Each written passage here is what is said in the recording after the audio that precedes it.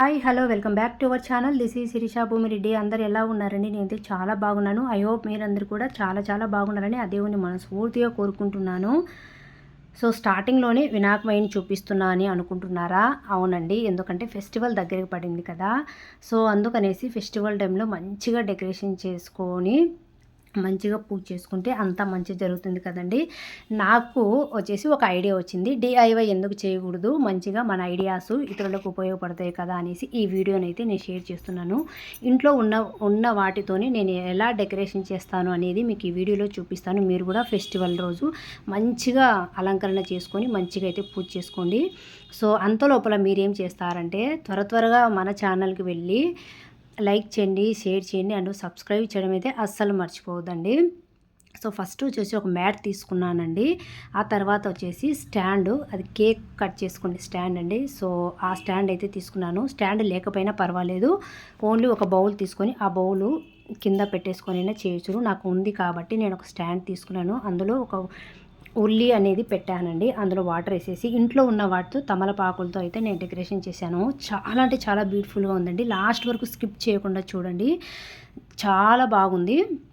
So నేను ఉన్న వాటితోనే ఎలా డెకరేషన్ చేస్తానో ఈ వీడియోలో క్లియర్గా చూపించాను. మీరు కూడా డెకరేషన్ చేసుకోండి.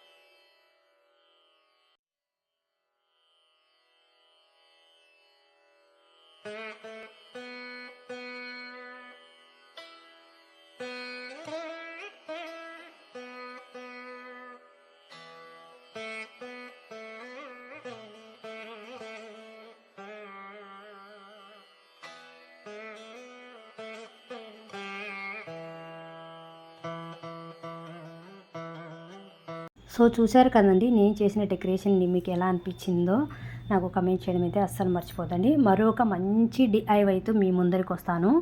సో ఈ లోపల మన ఛానల్ను వెళ్ళి త్వరగా సబ్స్క్రైబ్ చేసుకోండి. మరొకసారి మరొక మంచి వీడియోతో మీ ముందరికి వస్తాను.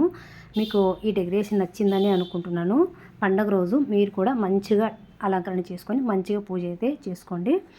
సో చాలా బాగా అనిపిస్తుంది. ఇంకా చూస్తుంటే ఇంకా చూడాలనిపించేంత బ్యూటిఫుల్గా అయితే చాలా అంటే చాలా బాగా వచ్చింది అవుట్పుట్.